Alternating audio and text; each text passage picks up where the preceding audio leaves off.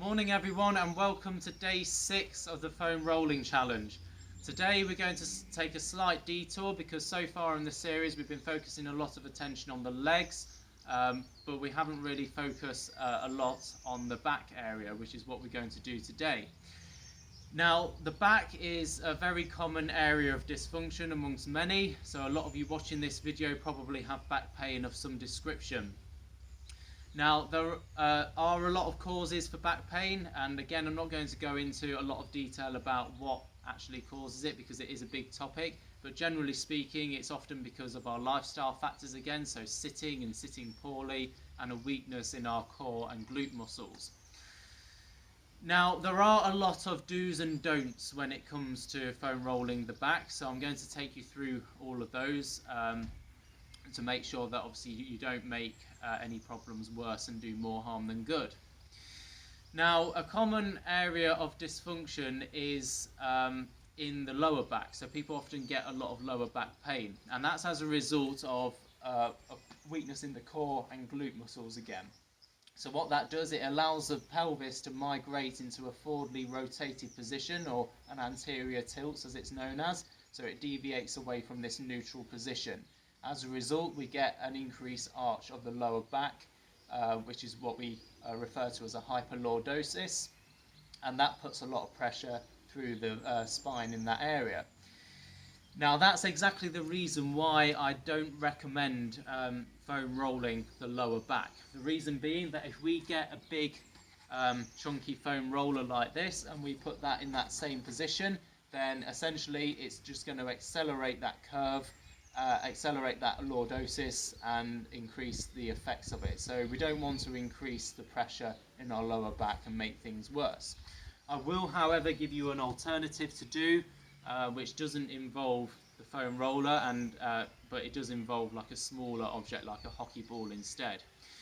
Likewise, again, we don't want to be focusing too much on foam rolling our neck, so our cervical spine, because again it puts a lot of pressure in quite a fragile area, so we don't want to do more harm than good. It's a bit like giving yourself a bad neck by having a pillow that's too big, so obviously we don't want to put a really bulky foam roller there either. Some videos that you might find online might tell you that it is okay to foam roll the neck, but for those reasons I don't particularly like it that much. I'm going to give you an alternative to do instead. So we'll get started then on the things that we can do. So the first area that I'm going to focus on is the middle back, so the thoracic spine, which runs essentially from the bottom of the rib cage to the shoulders. So that's the area I'm going to focus on. So we're going to put our roller down and going to get into the position. So we're going to start with it in line roughly with our the bottom of our ribs. And we're going to essentially go up into like a glute bridge sort of position. Now you can either cross your arms like this, or if you feel like there's a bit of tension in your neck, then you can sort of rest your hands behind your neck like that just to support them. Just make sure that you're not pulling up with your hands like that and craning your neck. So just make sure it stays in that nice neutral position. So again, we're just going to roll nice and slowly. There's no need to rush it, it's not a race. And then if you have got quite a long torso, then you might struggle to get it all in one movement. So then you can do the bottom bit like I'm doing now, and then you can sort of reposition and then do sort of further up, and that's perfectly fine. If you want to concentrate a bit more pressure into this area, then you can essentially push through the heels, squeeze the glutes, and just go up a bit higher, like so. So then that will just concentrate a bit more pressure through the roller.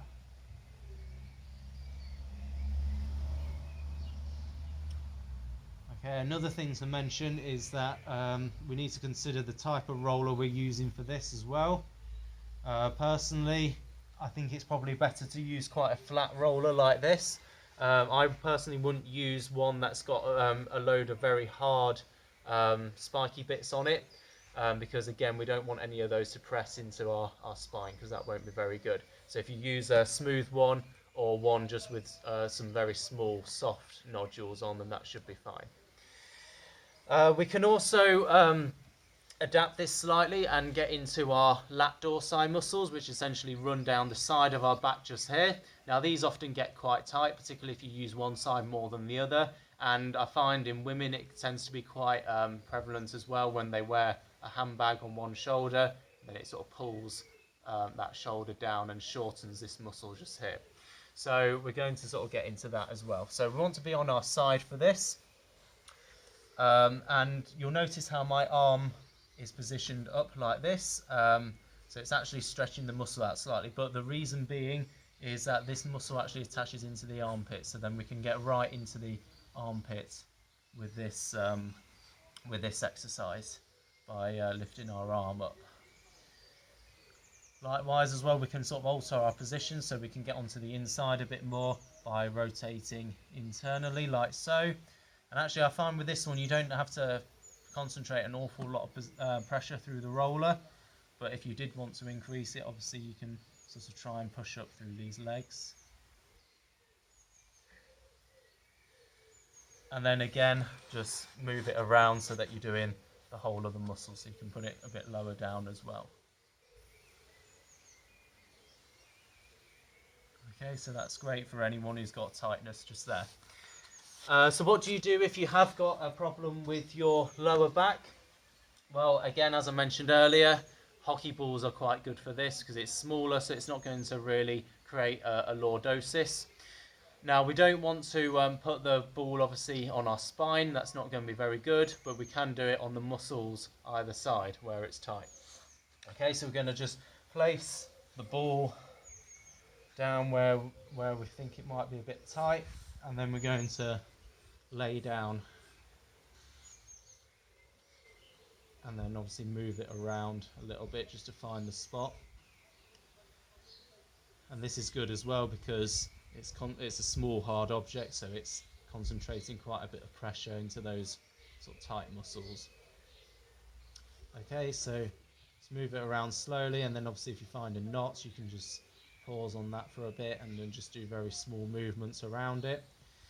And then of course do it on both sides as well, so you're switching so you don't have one side tighter than the other. Okay, so that's the one for the lower back. What do you do if you've got sort of cervical spine, sort of neck sort of pain? Well, I don't particularly like using either of those items there to release it off, because again I don't want something that's really hard going into my neck. So what I do personally is I lie on my back and I just get my fingers and just sort of massage the muscles either side of the spine like so. So just move your fingers around. You can do it in small circles, or you can just do it across the fibres, and that should relieve a little bit of tightness if you can't have a sports massage.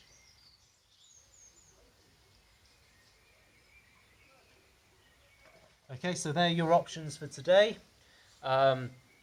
So all three areas of the back, but remember, don't foam roll here and don't foam roll here, just in the thoracic spine only. So a couple of things that I want to mention before we finish. So the first one is that today's the penultimate day, tomorrow is the final one, so that means that the prize draw on Monday is getting closer and closer. But remember the criteria for entering the prize draw, so you need to like my Facebook page if you haven't already, like each daily post, comment on each daily post, and also tag one of your friends in each of your comments on each day. Okay, so I noticed that a lot of you have been commenting on the posts, but you haven't been tagging friends. Now that's fine, of course, if you're not bothered about being entered for the prize draw and everything, but I don't want people to miss out and be disappointed because they're not entered in the prize draw when they think they have been, because they've not been meeting all the criteria. So you've got a couple of days now just to go back and check to make sure that you have adhered to all the criteria if you do want to be entered into that prize draw to win the £10 gift voucher. The prize draw is going to take place on Monday night, so if you can make sure you've done all that by 5 p.m. on Monday, and then I'll be doing the prize draw in the evening. Okay, so keep liking, sharing to your friends, try and get as many people on board as you possibly can. Stay well, and I'll see you tomorrow for the final day.